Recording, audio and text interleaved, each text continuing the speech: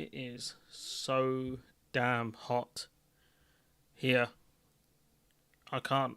It's just ridiculous. Absolutely ridiculous. It's so hot. What did I want? Filters. It's ridiculous. There we go. It's ridiculously hot here, guys. I don't know.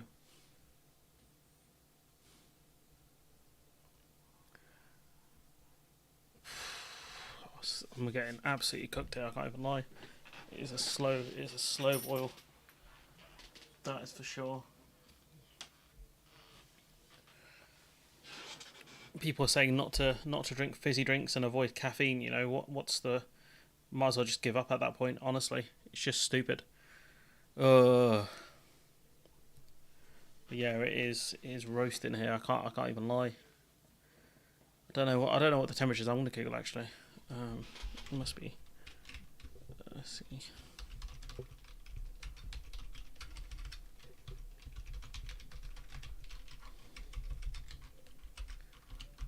It's 30°C here, guys. It's 30 degrees.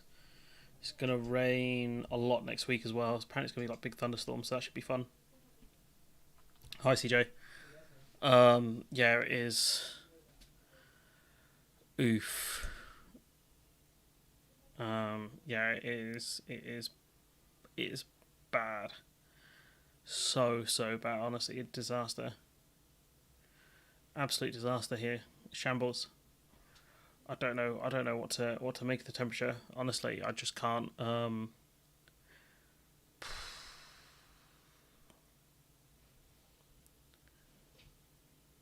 Oh man, I might. Oh, maybe I should do that. I should just got a bucket of water. Maybe it's not a good idea near the electronics, but might not have much of a choice at this rate because this is a nightmare. This is a genuine nightmare. This temperature is so damn hot. I for one am glad summer is nearly over. Can't survive too many more of these in a row.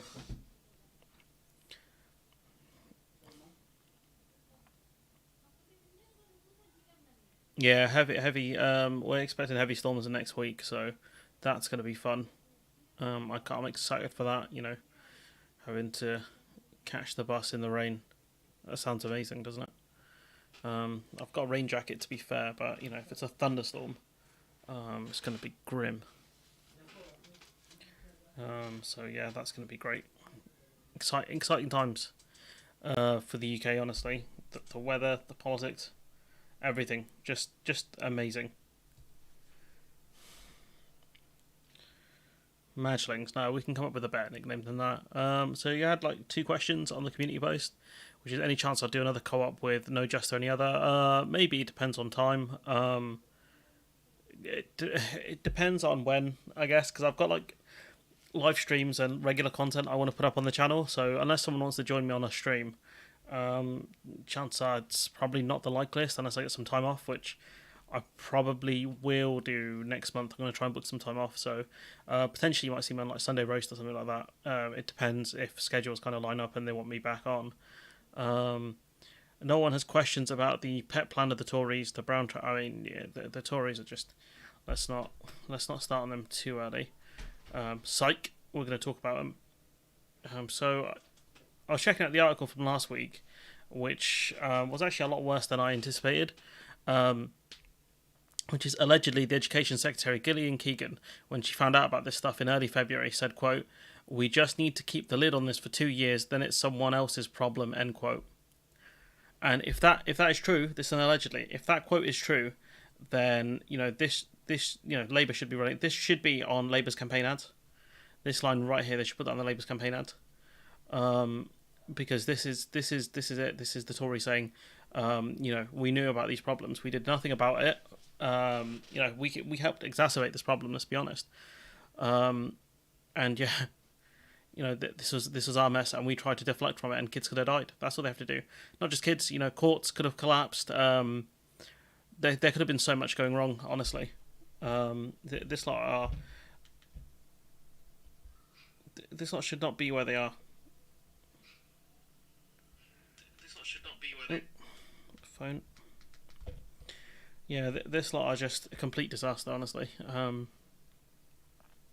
So yeah, Keegan, she knew about this back in February and deflected, but the Tories knew about this for a lot longer. So none of them get a pass. 3/4 of schools hit by the concrete crisis are in Tory areas, so evidently this is a mess that they've hit their own constituents with, like a bunch of morons. It's possible that these could be red wall areas. I'm not sure if it actually specifies. More than 100,000 pupils attended the class with 147 schools impacted. If we actually have a look, a lot of them are in the south, red wall areas here. So these are, areas that Labour have held in the past. So I think that statistic is a bit misleading. But a lot of it is in the south, which is surprising. London and the southeast. These would be Tory areas, I think. These areas outside of London. These ones as well. So maybe it's not 100% misleading, but, 2,100 pupils affected in just one school. 31,000 affected in 53 schools in Essex. I mean, this is wow. This is just wow. The Lib Dems spoke about this, but the thing is the Lib Dems were involved in this. Their fingerprints are on this as well. They don't get to take a victory lap here. And that's something that I will be reminding them of more and more. The more they discuss this situation with the schools, the more I'm going to call them on it. They don't get a free pass here. And, it's just a nightmare for head teachers.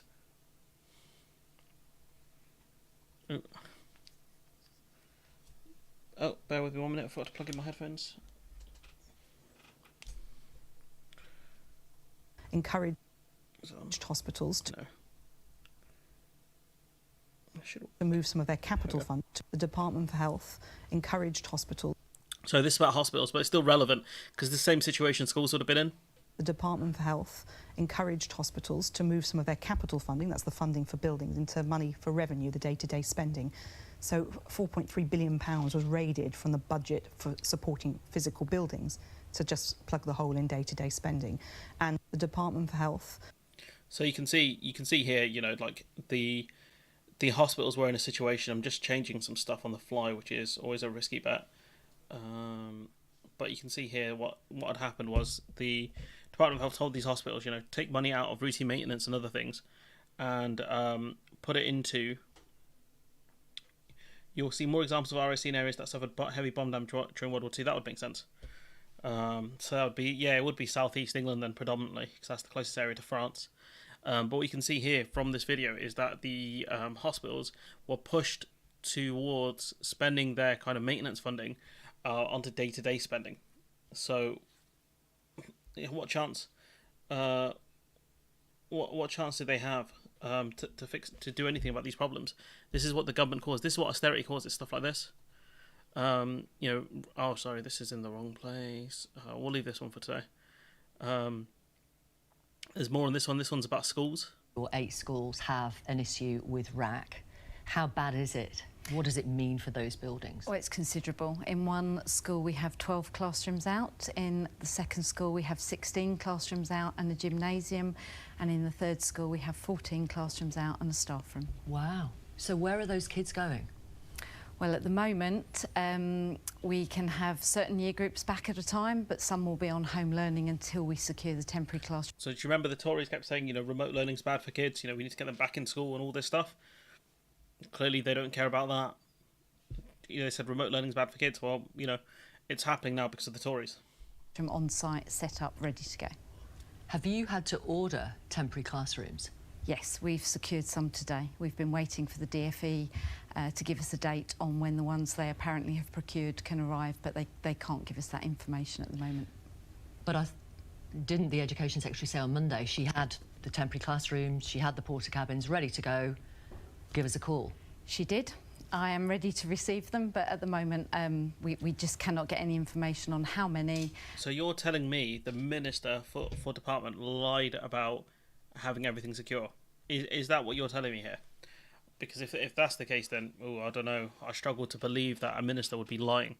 But these are head teachers being given the runaround that they are spending money from the school's budget for these classrooms. She's saying they spent about 500,000 on this stuff when the schools don't have money as is. So that what that tells you is the fact that the government are just straight lying. They are gaslighting people, because what this head teacher is saying is that the government have told them everything is ready to go, and they have access to help when they really don't. and they're having to take time out of their own work days to sort this stuff out. Across the country for everyone, how many I can have and when they can arrive. OK, so you've ordered your own temporary classrooms. How many do you have to order? I need 26 across the 3 schools. Today I have definitely secured 6 with furniture at one site, 14 at another, but they will take longer to set up because they're units and need building. And tomorrow we're going to confirm whether we've secured 8 for another site. My goodness. How much do they cost? We've had one price for the 6 definites. It's £125,000 for a 12-week hire. Wow. So you could be looking at a bill, assuming you manage to get all those temporary classrooms, of about £500,000. Yes, absolutely. That's before we start the work, yeah. OK, are you... And, that's taxpayers' money. That's taxpayers' money being spent on this stuff because the government in 2010 decided to cut corners. That's what this is down to. Schools wasting more money on stuff they shouldn't have to because the government are so stupid and inept. Not even stupid. This is not stupidity. This is ideology. This is austerity. The government's decided to do this, and this is a consequence of it. Head teachers trying to hire out temporary accommodation because the government decided to screw them over. Do you have confidence that the Department for Education will give you that money for those temporary classrooms that you've had to order? Great question. Despite the Education Secretary saying she had them ready to go. We are categorically being told that our capital costs will be refunded. We don't know how we claim that money back yet. OK. So they've been told, they will be refunded. Not told how that's going to happen. So what this tells you is that, Jeremy Hunt promised there was basically they'll do whatever they have to do to keep kids safe, but the Treasury have said there's no more money for it. So there's a massive disconnect between, I think, the Education Department, the Treasury, Jeremy Hunt, and the schools. And this is problematic for the schools that are trying to deal with this stuff because they're in a position where they don't know if they can set up temporary classrooms. They might just say go back to remote learning, and that's only if they have the laptops and the equipment they need to go back to remote learning. It's just silly. And this is a former chief economist at the Bank of England. The main reason why we're seeing these problems, these fragilities in our infrastructure show up, whether it's crumbling schools or congested motorways and railways. So should they have seen this coming, the government? Well, it's a collective we. That underinvestment. We? Who is we? Are you including the public in this? Are you blaming the public as well? Like, no, it's on the Conservative Party, and it's partially on the Lib Dem Party as well. Long predates this government. Should we have seen it coming?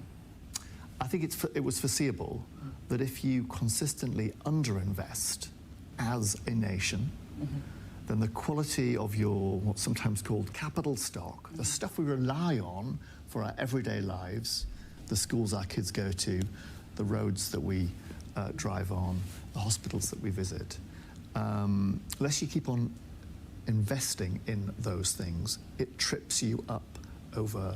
Perhaps if journalists did better jobs of kind of calling out government ministers on where how much money is being spent, per capita spending, but also where is that money going to? Which companies are getting those funds? What is the quality like?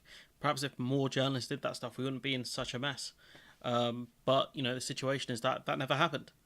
I wish it did, but it never happened. So all you have now is basically a country realizing it's completely cracked and doesn't have the kind of understanding of why we got into this mess and is blaming the wrong people predominantly. We've got this tweet from David Cameron, a great speech by George Osborne, we're on the right track and we'll fix the roof while the sun is shining. You didn't fix the roofs, pal. That's why we're in this mess. I know the sun doesn't shine much in Britain, but yeah. Awkward. And he should be pulled up on this stuff. 100% he should be pulled up on this stuff. Guy's a moron. Actually, genuinely, out of the prime ministers we've had, I think I dislike him the most because he's gotten away with it. And who? Oh, we've got some more stuff here about more stuff about the schools where I think a lot of the other departments are worried. I think the Department of Justice will be worried, the hospitals will be worried, Department of Health will be worried because of the fact that are they going to have to close down hospitals now because of the precedent the schools have set? Who can fix it? Now, here's Sam, somebody who has been poring over the story of concrete in schools. And I just want you to tell people about the discovery you've made today. That's right. So bad news for the embattled Education Secretary, Gillian Keegan. She's under fire because of her decision to close schools from other places in Whitehall where they fear she might have basically unleashed a Pandora's box. Now, when she made the decision on schools, she was given options by her officials and picked the most cautious one, effectively closing more schools than she might have done. Education Department proud about this. They said there are good reasons for it. But else... Which you know, fair enough, it's the right thing to do. If the schools are at risk, close the schools. Because at the end of the day, like, what you don't want is a cave-in. If you get a cave-in, it's all over. If you get a roof that falls on, you know, staff or students, it's over. So what she did was, you know, in the end, when being pushed, she made the right decision. I think was at least one right decision. Elsewhere in Whitehall, they're starting to worry that if all public buildings are held to that standard, that could mean lots of disruption, lots of closures. And the particular point that I've learned is that she made the decision about schools unilaterally. She informed the kind of cross-Whitehall committees that coordinate the concrete issue, which has been going on for years, but she didn't get agreement. She didn't consult them. And this has left other bits of Whitehall worrying that they could be sued for what goes wrong in local government, central government, military, prisons, all of that being a big problem that she has effectively unleashed. Because the concrete's everywhere, effectively. Exactly. Pockets of the country used it in not just schools, but all sorts of buildings. OK, really... So it's quite funny, isn't it, that all of these other departments, you know, be health, the courts and whatever, the military are scared about this, you know, scared about the precedent this is set, when really they should be saying, you know, this is the right decision to close this stuff down. But their issue is going to be they're not going to get the money for the Treasury. That's the issue. But at the end of the day, you know, if one of these, you know, whatever these military barracks or whatever building, if the roof caves in on someone or near someone, what's your answer going to be? She made the right decision here. You know, rare credit to someone who really doesn't deserve it. You know, the education... This one's pretty funny. In Staffordshire, where I live, we're still waiting for surveys. The DfE sent out... Well, I appreciate the guidance changing last week, but the DfE sent out a new survey. Their, I don't know, 4th, 5th survey. A new survey on the 18th of August, expecting head teachers to reply by the 23rd. I think they'll find that most primary heads may have been on annual leave over that period. The idea that you can give this little notice to teachers, to heads, and say, oh, you know, it's OK. And when we find out the detail behind this, the fact that schools haven't been rebuilt, the fact that the Prime Minister, when he was Chancellor, cut the budget, these are the consequences of 13 years of Tory failure. And you know, the one good thing to come out of this is they're at least interviewing like head teachers and people who work in schools. This person actually is a Labour spokesperson, but they are interviewing, you know, this clip here, they are interviewing people that work in these industries rather than just relying on, you know, think tanks and random media people. And now we're living with it, and her rant just idiot MPs. sort of puts it all into context, really. Right, David, do you want to respond, Ben? It's just not true. I think again, go back to my own circumstance. In Mansfield, we're having 4 schools rebuilt, which is fantastic. £9 million investment in our school estate from the county. What you know, one set of schools in one Tory constituency. Wow. Council, significant government money going into our school estate. And actually, you look at Labour's record on school rebuilding, it built far fewer schools a year than the 50 a year that government is committed to. We've not had 50, we've had 4. Yeah, she's right. We've not had 50, we have had 4.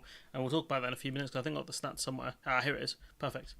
So the need was 400 schools per year. The request was 200 schools per year. The promise was 50 schools a year. The reality was 2 schools per year. And that was under this government's schools rebuilding programme. So, you know, like, I'm not sure about that dog. And he should get fact-checked over that, you know. This is it. Schools a year would be rebuilt under his programme. This is about so I think this one is about new schools. I'm not actually... No, I think this is about school repairs. I revealed in the last hour that Rishi Sunak said 50 schools a year would be rebuilt under his programme, which began 2 years ago. How many have been completed? Just 4. It was confirmed to me this morning. So this is school rebuilding. This isn't even building a new school. This is just doing repair work, I think. Now, the Department for Education insists that they're still on track and it will take time to get to an average of 50 a year over a decade. So they're at 4 a year, and they're saying they're on track to hit 50 a year on average. Now, I know Sunak wants people to go back to school to do more maths, right, until they're 18. Maybe he should take his own advice, because you got no chance hitting that. Department for Education spokesperson said, we have committed to rebuilding 500 schools under the schools rebuilding programme between 2020 and 2030 and are on track to deliver that commitment. How can you be on track to deliver it when you've only done 4? It doesn't make sense. They say awarding contracts and establishing projects takes time, but we have made rapid progress, and they say that they're delivering. Rapid? You've done 4 schools. That's not fast. This is Kay Burley calling out government minister over them, furnishing their own offices. £1 million to do up your offices. Did your office get done up? We are on a separate floor. This was signed off not by ministers, but by direct senior level civil servants. Well, it's very plush, isn't it? That is very nice. It was signed off in 2019. It's about. Is it a good use of funds? Well, these aren't decisions for ministers. These are decisions for senior. But nevertheless, you're entitled to your opinion. Well, my opinion is that you need to maintain buildings, and by refurbishing the building, you reduce the annual running costs of sanctuary buildings. So we have a huge estate of buildings across Whitehall. They have to be maintained, but these are not decisions taken by ministers. No, but do you think it's... So he's obfuscating but the money would be allocated by ministers. The ministers would have allocated the funds for, these kind of projects to happen, because it would have to go through the Treasury. So this is absolute nonsense. Yeah, they are just throwing around random numbers. Oops. Whitehall, they have been taken by ministers. No, but do you think it's a good idea? Well, What are the optics like when you were looking at these plush chairs and kids are having to stay at home? Well, you have to maintain buildings. Yeah, that's you the do. Role, you haven't, though, have you? That's why ceilings are falling in. No, we spend £15 billion. You're talking about 32. There you go. Look, there's the big figure, £15 billion. What's that per capita? Compared to what Labour was spending in their plans from 2010. What's that when you put it into real terms? Especially when you look at how degraded these schools are. What have you actually achieved with this? 2 million. I'm talking about £15 billion we've spent on maintaining the school estate. But evidently it's not enough. It's not always not going to the right areas, because if you spend 15 billion and you've got a load of school closures because the roofs aren't safe, you've either wasted 15 billion pounds or it's simply not enough. You pick which one you want, mate. And this one's probably my favourite video to come out of all of this. In the spending review in 2021 was to double the 100 to 200. That's what we thought was going to be practical in the first instance. I thought we'd get it, but the actual decision that the Chancellor took in 21 was to halve the size of the programme. One of the first things I did as Chancellor in my first spending review in 2020 was to announce a new 10-year school rebuilding programme for 500 schools. Now, that equates to about 50 schools a year that will be refurbished or rebuilt. And this is his 40 new hospitals, honestly. But this is a perfect video for Labour to put up. The spending review in 2021 was to double the 100 to 200. That's what we... So the civil service, they wanted at least minimum 1 to 200, and they thought they would get more money. The government, Rishi Sunak, halved it. We thought was going to be practical in the first instance. I thought we'd get it, but the actual decision that the Chancellor took in 21 was to halve the size of it. This is an easy attack ad for Labour. They should take it. But we switched to Labour now, and they're asked, what are you going to do about the schools? Programme to rebuild schools. Yeah, how are you going to reintroduce it? They cut it. Well, Jeremy Hunt came on the show, not your show, the other Sky show on the. And this is Labour's big chance to show how they're going to be different. This is their chance to differentiate themselves from the Tory party. That's what these interviews are good for, or at least they should be good for, but they're not. The weekend, and said he's going to step in and give schools the money. What he's doing. Yeah, but we're going to hold. He's made that promise. We're going to hold him to account to deliver on that promise. Are you going to reintroduce your building programme if you win the next election? Well, we'll outline that. We'll outline what that in our manifesto. But the issue is, look, millions of people around the world. Tell them what you're going to do. But the issue is the here and now, because schools are being told that they have to close. It's not just that, is it? Because you have to look forward to what's... And this is one of the problems Labour don't understand. You do have to look forward, and you do have to offer people something on this one. It's no good to say, country's broke, whatever, we've got no money, whatever. This stuff George Osborne was saying in 2010, this is how we got into this mess. School in my constituency closed it in April. They've been told that the temporary buildings, not the school rebuild, the temporary buildings probably won't come online until next February. So we are pushing Jeremy Hunt to honour the promise he made to the British public on Sunday to get... He's told us he's going to fund... What are you going to do? Yeah, but... When you win the next election, what are you going to do? We will talk about it. When the next general election comes, we will outline what we will do if Jeremy Hunt has not honoured his promise that he made. You should be doing it regardless. You should be setting out a plan regardless. Because we're going to need a better one than whatever Jeremy Hunt's going to offer, considering how bad it's been. Come on, bro. voting for then? Sunday. What are people voting for then? You know, you could sit here and say free chocolate on Fridays, but we need to know what you're going to do. You're the new paymaster general, apparently, or might be, if you win the next election. This is why Labour's just lacking completely on this stuff, and we're going to talk a bit more about it. Public services boosted, they want things fixed, and they're not convinced that you're prepared to give that money to public services, that you're so determined to prove that you're responsible and prudent that you're not prepared to invest. I didn't see a message on tents. Well, let me say this. What you will get with an incoming Labour government is a mission-driven government. That means a clear sense of what we're going to achieve over 5 years. None of this short-term sticking plaster, not fixing the fundamentals. But how do you fix? So what we're going to go from is a guy focused on priorities to a guy focused on missions. Yeah, let's go. I prefer missions to priorities anyways. Well, who cares about priorities? I'm a mission man. Fix it without spending money. Fundamentals. What you do is you do spend money, but you have to say where it's going to come from. But you do more than spending money. You also reform. If you look at our public services, I ran a public service for 5 years in criminal justice. Yeah, the CPS was not great under your watch, bro. I'll be honest. There were a lot of criticisms of I think your time as CPS. So I wouldn't be touting, oh, I ran a public service. Yeah, I get you had massive budget cuts, but I would not be saying, look at a great job I did. And reforms are important, but do you know who's saying this exact same thing? People like Jeremy Hunt saying we need supply side reform and things like that.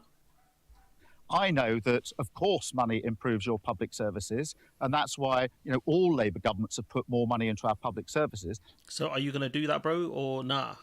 This is the question. You said, Labour understand this, and Labour governments have put more money into public services. So, are you going to commit to doing that? But also reform and change is necessary to modernise and bring forward our public services. So, you're going to do both? both? What you'll get is a completely different mindset. No more shortcuts, sticking plasters, a serious long-term plan to fix the fund. We're going to get casts and bandages. No more sticking plasters, guys.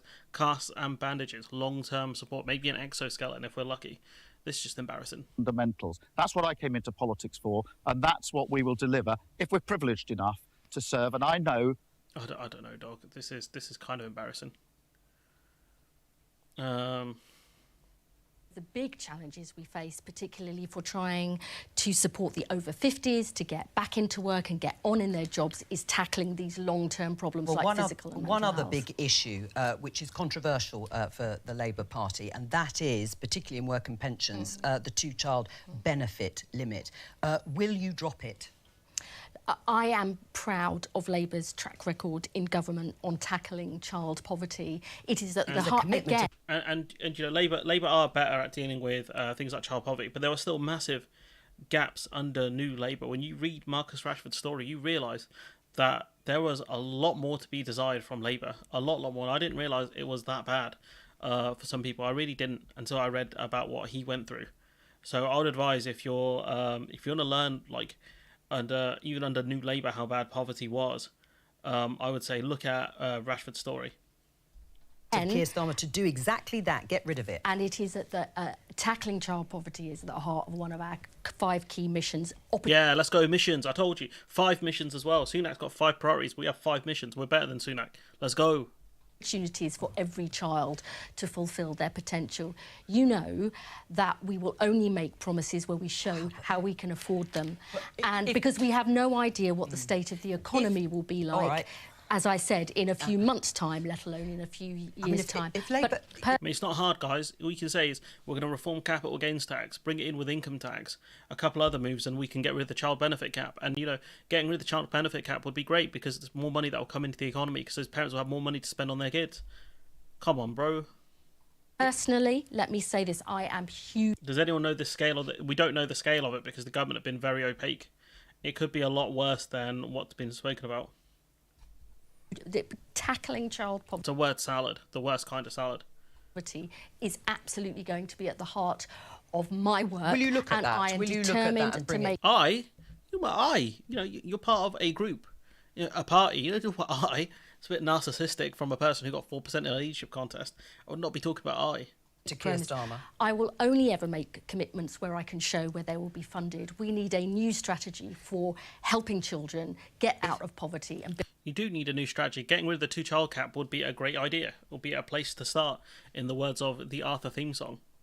I'm not going to sing the rest. And shall I play this? I'll play this in a minute. Actually, it would make more sense for me to play this momentarily. Right. Okay. Yeah, let's go for this one. We would like But you've ruled out a wealth tax. Why would you categorically rule out a rise in VAT I'm rates? not going to sit here and... VAT is quite a regressive tax. So I don't mind Labour, saying we won't raise kind of raise a VAT tax, especially when they lowered it under Brown anyways. But the Tories raised it. It's not the worst thing to say. So how do you expect Starmer? I expect him to commit to saying we're going to repair the schools. Like, it's not about cost. It's not about cost. If he says, like, we will do our best to repair as many schools as possible, that's what I'd rather see. That's what I want. Like, it's not hard. Because at the end of the day, these schools are going to have to be fixed. Because if these roofs cave in under Labour, that's it. It's Jehovah. It's finished. Because all people will see is a party that's completely incompetent and let kids die or get injured. That's, this is one of those issues where you can say to people, like, of course we're going to have to borrow money to fix this stuff. Like, what do you want a hospital to collapse on you? Write a Labour manifesto, and at first this video is quiet. Labour budget in your studio, but Keir and me have both said on many occasions we would like But you've taxes. ruled out a wealth tax. Why can't you rule out a rise in VAT? Keir and I have said on many occasions we want taxes on all. This is the other problem with Labour is they will announce some policies. They say, oh, we will not do these things, which is okay. These are crappy policies, but sure. But then when they're asked about other things, they say, oh, we can't answer that, and it's like, commit. Like, at least have some broad basis of idea that you're going to push. Have some sort of have some sort of base of an ideology. At least something to say. We're not going to raise this tax for this reason. Do you know what I mean? Ordinary working people. Yeah, they do look really shifty, to be honest. She doesn't look great at all doing this. To be lower. I do not wake up in the morning, think about how I could increase taxes on working people. We'll set out all of those plans. I'm not writing. There's your answer. VAT is a regressive tax that impacts working class people more. Therefore, I do not want to raise VAT, especially when it doesn't. We have, I think, quite high VAT compared to some other European countries, apart from the Scandi ones. So, your answer is not hard. You just look really shifty, especially from a former Bank of England employee. Like, come on, man. Budget on LBC, but I do not want working people to pay any more in tax than they do today. They want to know what the direction of travel is. Well, the direction and before the last election, I mean, they've announced they're going to nationalise the railways. That's a big commitment. How much is that going to cost? How are you going to fund that? the Conservatives made clear that 25% VAT. I think ours is 17.5. I'm going to say that they would stick to the triple lock system on pensions, and we have done that. Well, you've done that. Where are you going to get the money for that, bro? How are you going to pay for the triple lock pension? How are you going to afford it when it's incredibly high because of the fact that inflation's high? How are you going to afford it? So why can't you rule out a rise in VAT then? It's a very simple thing to do. I would when we if make you don't want to increase announcements, tax when we make working announcements, we do it in our own way, in our own time. Oh, there's your answer. There's your answer right there. It's not about waiting for a manifesto. We'll do it in our own time. Look, here's your answer. Announcements, we do it. That. So why can't you rule out a rise in VAT then? So when everyone's like, oh, we need to wait for conference, we need to wait for a manifesto, etc. It's not about that. It's just they will announce it when they want to announce it. That's it. If anyone's saying, oh, wait and see, they'll be so great, it's nonsense.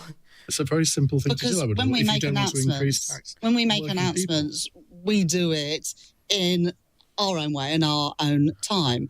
Categorically. What a silly answer. What a genuinely silly answer. And it's her getting pieced up. Adding to it, you said you came into politics to change things, and yet all... My internet connection is out of pants today. Hello, everyone. Dodgy internet connection on live stream is never great. VAT is a regressive tax. Yeah, there you go.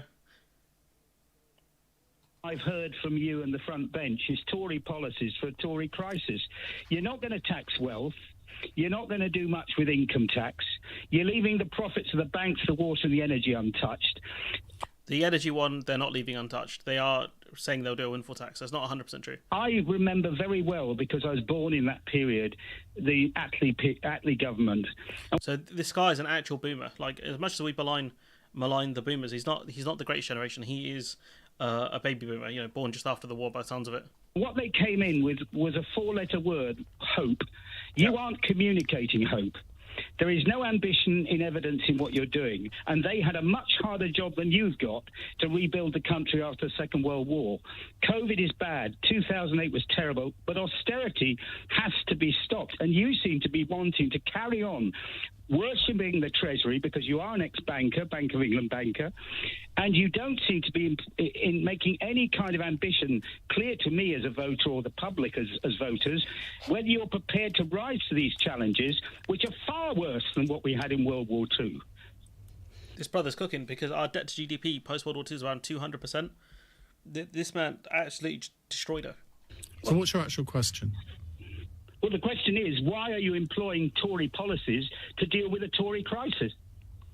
I mean, just going back to Helena's question, you know... Yeah, we'll talk about that, actually, because that's quite a funny one.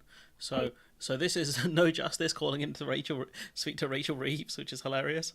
Here from a pretty prominent economist, and they say that Labour needs to provide an alternative to aggressive policies being prioritised by the Conservatives. The banks and those earning more than £100,000 could quite easily contribute a little more, and unless they do, inequality and poverty will inevitably soar in the months and years ahead. Do you agree with that statement? The way that I believe that you can reduce inequality, reduce poverty, and actually also improve the living standards of ordinary working people, not in poverty, but struggling to get by, is through growing the economy. Right, okay. If we look at, the UK's GDP growth, right, it's not as... I'm switching between light and dark. It's killing my eyes, so there's not much I can do until, we get better dark modes and stuff, right? If we look at the UK economy, right, and you've got France and the United States there, that we had economic growth, between 2010 and say 2019, so before the pandemic, right? And you can argue we had a much bigger hit from the financial crash, which is true. So maybe our economic growth isn't 100% reality because we are recovering what we lost, right? But we had some economic growth, and yet living conditions for people got worse under the Tories. So this idea that by growing the economy things will get better is just simply untrue. This kind of level of economic illiteracy from someone who worked from the Bank of England is kind of embarrassing, to be honest. This is hand back your degree and your credentials territory. In my opinion, this is give us your badge and your gun, because you're out. Honestly, if I was a teacher, my student ended up like this, I'd be very concerned. Because that is the way that we can ensure that working people have more money in their pockets and we have more money for public services. And one of the real failures over these last 13 years is to grow our economy in all parts of the country, creating those good quality, high pay... In all parts of the economy. That's one of the things the Tories didn't do. But again, that does help to an extent, but it's more about wealth distribution as well, which Labour aren't talking about because they're not going to raise certain taxes. Jobs. So my priority is to get that economic growth back in our economy, to lift people out of... It's a nonsense answer, but we move to the second part of this, which is hilarious. Helena's question, the economist that she quoted, that was actually you. Well, look, I mean, I want to... That was me. What an idiot I was 10 years ago, or how many years, about 13 years ago. How stupid was I? That was actually you. Well, look, I mean, I want to reduce poverty and inequality. I didn't go into politics, but how do you do that? What are the How do you do that, indeed? Is it wealth redistribution? Is it, raising taxes on the people who can afford to pay more? Or is it growing the economy? Are you Liz Truss, but more articulate? And by that, I mean not very much more articulate. Are you Ronald Reagan? Are you Thatcher come back? Practical well, things your that we suggestion can do. in that quote was to tax the banks more and those earning more than £100,000 more, but you've gone back on that. Well, look, the way that I think that we can lift people out of poverty and reduce inequality, as I say, is to get the economy growing, and that has been the missing ingredient these last 13 years. Once again, we've had some economic growth. It wasn't the best, considering the 2008 crash hit us harder than certain other economies. But again, we've had economic growth. This argument makes no sense. It's actually driving me mad. Now, Phil sort of says, oh, I'm an ex-banker. Yes, I am an ex-Bank of England economist. And the one thing... the one thing is nothing. This is Starmer talking about trickle-down economics. £5,000 tax break yesterday. That's enough to employ a nurse. That's their politics. Make the rich richer. Make the super rich even richer. And the theory is that if they're made even richer, some of it may one day trickle down into the pockets of other people. It didn't work last time. trickle down. It's a piss take. So you're going to increase taxes, right? The answer is no. And this is what I'm saying. They're saying we're going to grow the economy and all this stuff, right? How is that going to help the average person? You're going to create some new jobs, sure. That's only if you get the investment. You need to kind of create these new jobs, which where's that going to come from? If it's not going to come from central government, it's not coming from businesses, which we'll talk about actually. Have I got it? Yeah, which we'll talk about in a bit actually. So I've got an article kind of on that thing. Where's the money? Where's this investment going to come from? Especially when you have other countries offering way bigger subsidies in way more favourable conditions than we are. Where is this investment going to come from? I don't get it. This is silly. This is getting silly now. We got John Ashworth, mentioned him earlier. We're going to mention him again. He says, tackling child poverty for me is a crusade. The next Labour government will pursue a clear cross-departmental child poverty strategy. Will tackle worklessness and confront, worklessness. Again, George Osborne called. He wants his policies back. He wants his rhetoric back. This is something George Osborne talked about a lot. We'll tackle worklessness. The strivers and the what was he said? He said the strivers and the shirkers. The ones who just want to get on in life and work hard versus the ones who don't work hard, who don't have a job, or don't do that many hours because they can just claim benefits. This is just another George Osborne, honestly. Maybe they only kind of produce George Osborne type characters. I don't get it. I just don't.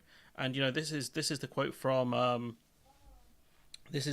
Reeves, which is Labour need to provide an alternative to the regressive policies being prioritised by the Conservatives and their Lib Dem accomplices. The banks and those earning more than £100,000 could quite easily contribute a little bit more.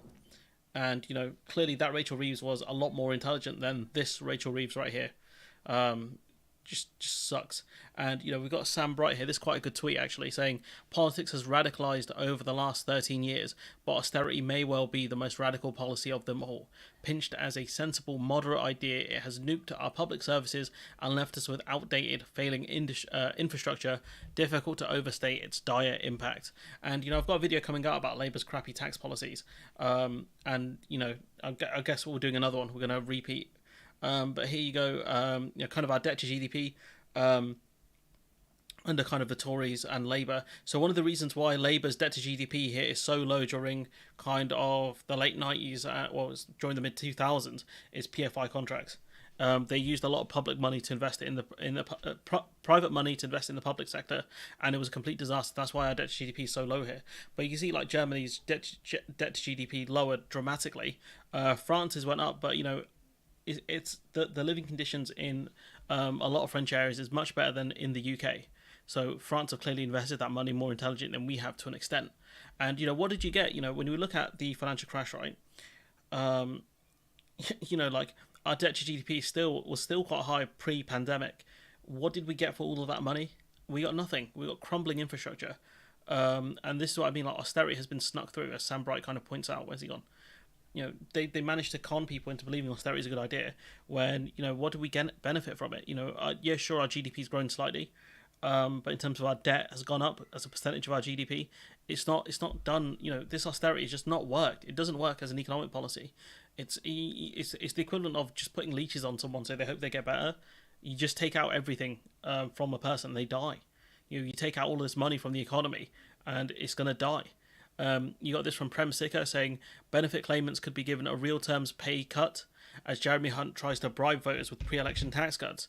And context is Tory row brews as Jeremy Hunt considers squeezing benefits to fund tax cuts. So what they are saying is that they are going to cut the amount of the benefits people receive, and in order to fund tax cuts, which again economically illiterate because people this is something the government are pushing, where they want to push more kind of people with disabilities into work when they've been declared that they cannot work. It doesn't make any sense. These are some miscellaneous stories that I tried to figure out where to put these, but I couldn't quite figure it out, so we'll discuss these. See, my favourite during the George Osborne rhetoric was that people are fed up with going to work early. Yeah, that was a classic. Yeah, that's a classic. That one had me.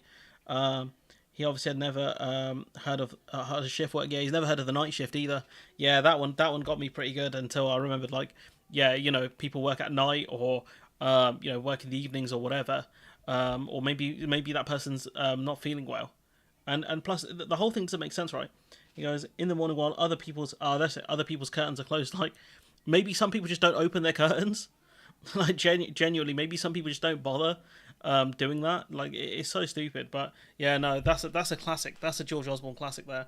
And here you've got the Tory, I think the Tory candidate. What is this? Mid Bedfordshire. Yep, this is where the by-election is going to be. And you've got the Tory candidate using kind of green branded leaflets and things like that to kind of maybe he's doing it because he's promoting a green agenda, but he's kind of separating himself out from the Conservative Party a bit. That's what it looks like. This man's claiming to be a green belt champion. Okay, buddy. It looks like the Conservatives are using their green branding tactic on their leaflets in the Mid Bedfordshire by-election, which I think it's fun for them to do. As in, I don't think they've broken any rules here. This is about India buying a load of oil from Russia and then selling it. Moving around the to deck us. Just gonna pump the volume. Chairs on the Titanic. There's the major issue here is not diamonds or any of these other small things. Russia continues to export a huge amount of oil and gas. The oil and gas generates a very large amount of money, and Russia continues to use that money to fight the war and to kill Ukrainians. And until we get to the grips with how do we stop people from buying their oil and gas, we're going to continue to have trouble with Vladimir Putin. Yeah, it's interesting you say that. So would the tactic be then to have talks with the likes of India and China who buy that oil and gas and try... China won't care. India probably won't care as well. India have a lot of leverage because a lot of businesses are trying to move out of China, and India will be one of the places they'll go to. So again, you can try and put pressure on India and China, but they are too big, I think, to be pressurized too much. To persuade them. I know that, of course, India has been invited on the sidelines of the G7 summit as well. Well, India is a particularly interesting case. So they've gone from, I think, 2% of their oil coming from Russia before the war started to something like 37% of their oil coming from Russia now. And what they do is they then refine that oil and then sell it back to us. And so India really should be thinking carefully about whether this is the right approach. And I think that we need to think carefully about how we can penalize India for effectively violating sanctions. And let's talk about the other sanctions. In the last hour, we were talking as well about sanctions on oligarchs. Has that gone far enough? The tightening of the net of those... The rest of the stuff's not super important here.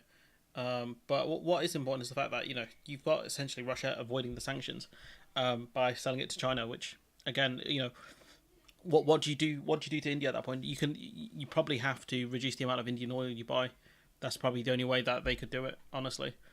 Let's see. This is a good one as well. Developing countries are willing to do their fair share. So this is about climate change. So effectively, this is the DRC's climate negotiator saying developing countries are trying to tackle climate change but need to be given support here. And I do think it's unfair on developing countries, to be kind of maligned when it's the fact that the countries that do produce a lot of pollution isn't them. And I think we're the ones that use coal and other big polluting energies. So I think what should be happening here is if we support them into using more renewable energy, it would make sense. Because they're going to have choices about what types of energy they use, and if the West does subsidize them, helping them build, solar or whatever kinds of energy that would be effective in their relevant countries, it would be a good idea to help reduce climate change. So yeah, this one's good. Developing countries willing to do their fair share, but again, if they can't afford to, if they can't afford to, put up the infrastructure for green energy, they're not going to do it. Like they can't borrow as much money as we can via bonds. They would have to go to like the IMF or something like that, and if you can't repay IMF loans, then you're in a world of pain. Maybe they can go to China to borrow the money, but again, that's massively problematic in itself. So I think Western countries should be looking at ways to help kind of developing nations produce kind of renewable energy. It just makes a lot of sense. This is Jeremy Hunt, not Jeremy Hunt, this is James Cleverley being an absolute moron. This is Thanks Smith will grift in 5 subs again. What a G. Respect. Spain. Let's see. Spain is already 50%. Yeah, Spain's doing really well for green energy.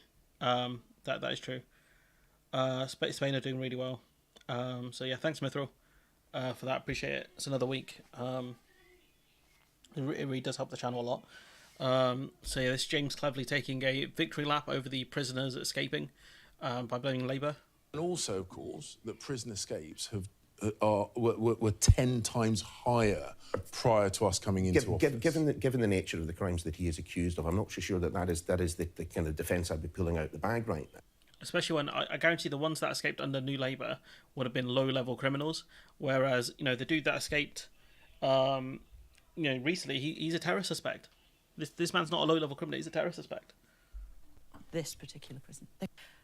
One day last December, they couldn't fill a third of the shifts at this particular prison.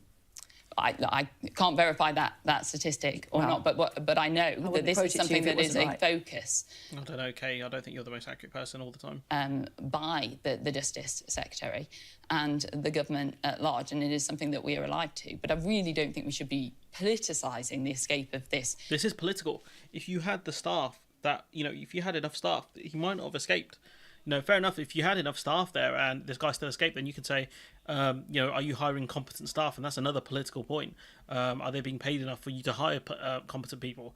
But, if it's down to the lack of staff that this guy managed to escape, then it's 100% political.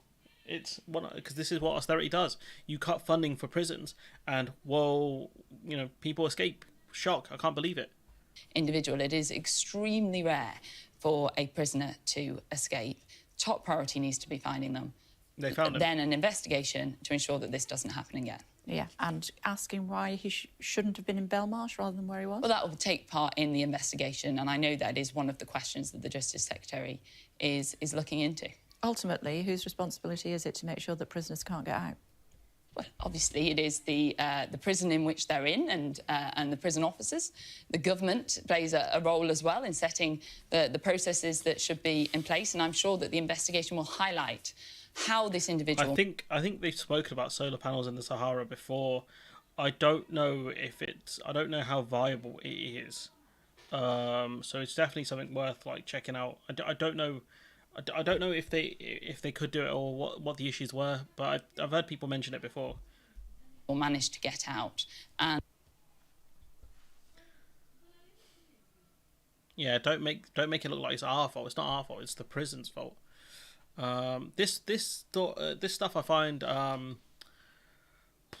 this stuff, the kind of discussion around Horizon, I find really stupid. Not specifically just this clip, but Matt, kind of the news agent saying if the government are celebrating the UK rejoining Horizon, should they admit it was a bad move to leave in the first place? Now, it wasn't the UK wanted to stay in Horizon. This idea that the UK are kind of realizing that we need parts of the EU at least, because it's beneficial to us is. To an extent, is kind of nonsense under the Tories, because the UK wanted to stay as part of Horizon. There's a reason why we kicked up a massive fuss when we weren't allowed into the Horizon programme. I think it was part of the trade deal that we would be given candidacy status for Horizon. The reason we were kicked out is because we kept messing around with the Northern Ireland Protocol. And then Rishi Sunak tried to take some sort of victory lap by saying, I got us a better deal, when, I'm yet to see what better deal it is. But I've seen kind of commentators this week talk about this is kind of a step to rejoining the EU or whatever. And I'm like, are you on crack? New Zealand have joined Horizon. Are New Zealand going to join the EU? I genuinely, I get, some people are just so desperate for us to kind of rejoin or to discuss rejoining the EU and the single market and the customs union and all of these other things, right? That they let their kind of agenda kind of take over. It's not to really take a dig at the news agents here, but for them not to realise that we didn't want to leave Horizon, it's just silly. Where's the research, guys? Where's the reading? We wanted to be a part of Horizon, and then when the EU didn't let us join Horizon, we started talking big about how we're going to do a deal with the US and Japan. Fair enough. You can say it's a massive climb down from us threatening the EU effectively by saying we're going to make our own Horizon. We got Horizon at home.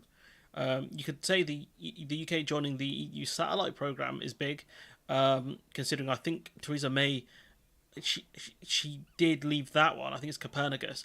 I don't know why she did. I don't know if it was overfunding or if it was because Theresa May was throwing a massive tantrum. Yeah, Horizon.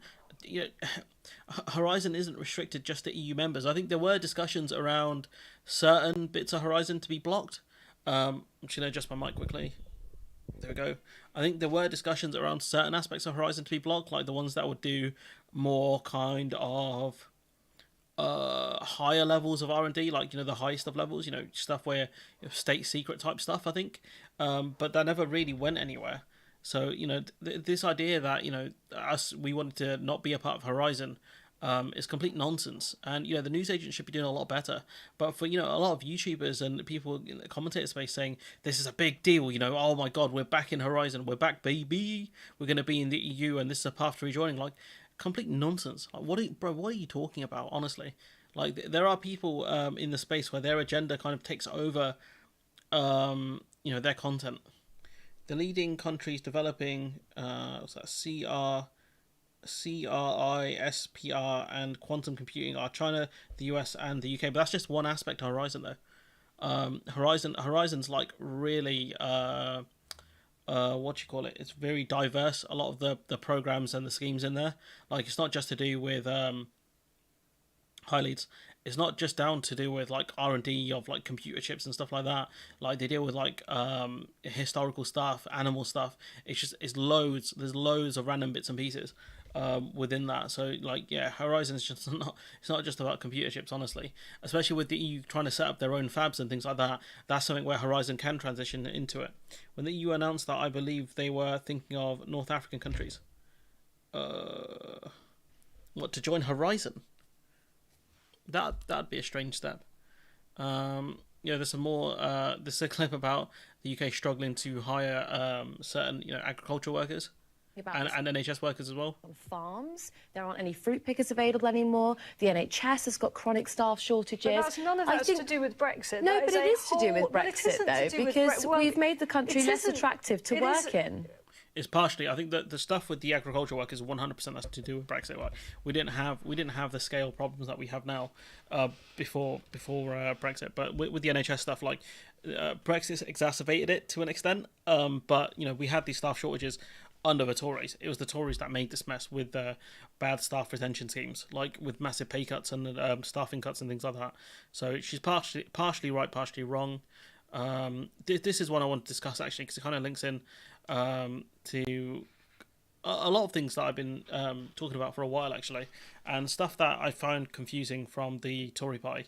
So, they don't want to build onshore wind, right? Because, people say that wind turbines are ugly, right? So they're saying, no onshore wind. So they're trying to build offshore wind, but they want the private industries to deal with it. And this is one of the reasons why they want to kind of deregulate the pension schemes, because they're saying, these pension funds will invest in these offshore schemes, and I guarantee you these pension funds are telling the government what they want to hear on this stuff, right?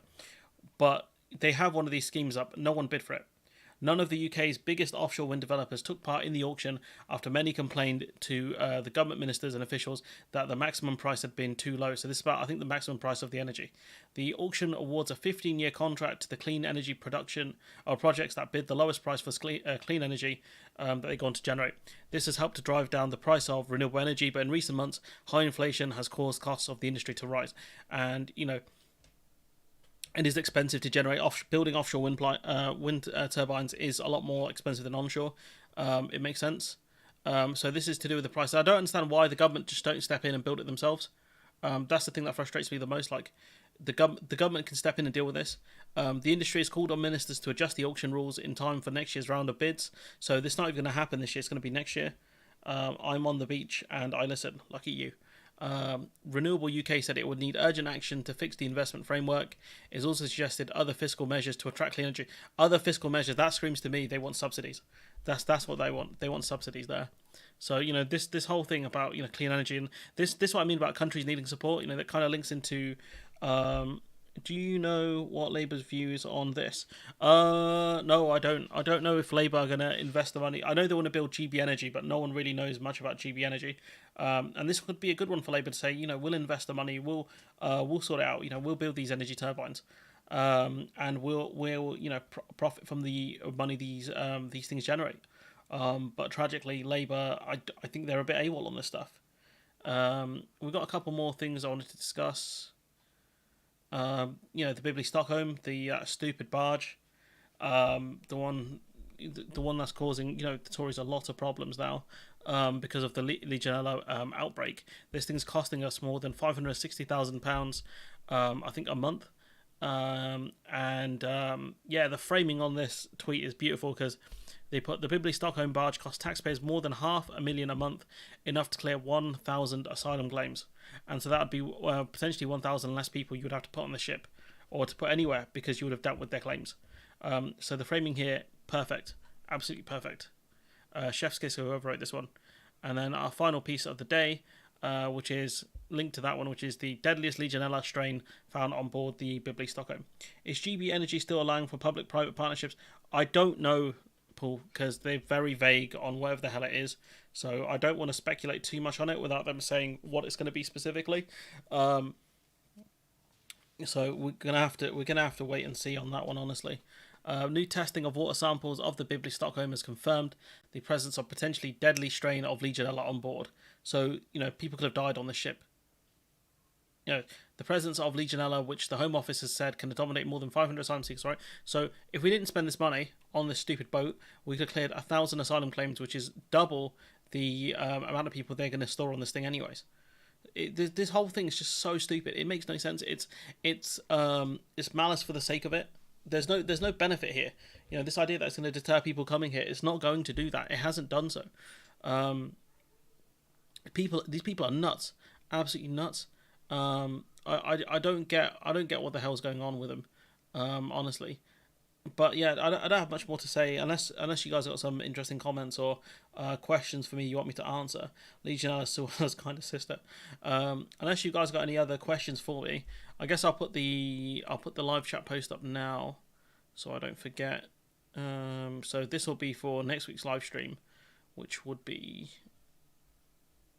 let's see, 16th. So I'll put up 17's post now. So if you got any questions, you can throw that in there. Those barges cost 1.6 billion. Yeah, honestly, and they're not even permanent either. They're not. That's I think we're just leasing them from some Australian dude. So we're leasing them temporarily, and it's just stupid. I don't know what the cost is of even maintenance of these boats. Like, how much does it cost to for staffing and other things, as well as the tugboats it has? I don't know.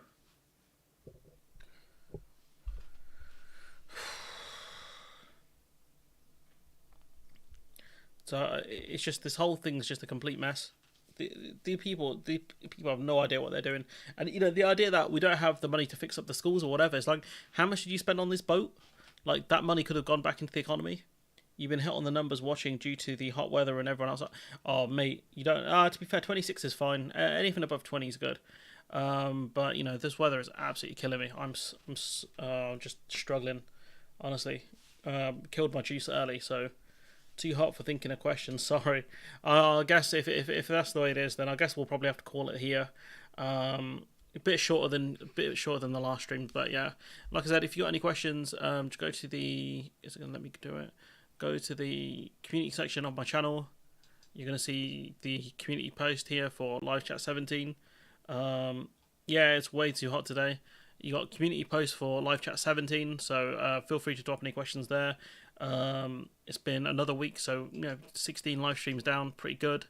But yeah, I'll catch you guys in hopefully next week. Bye bye.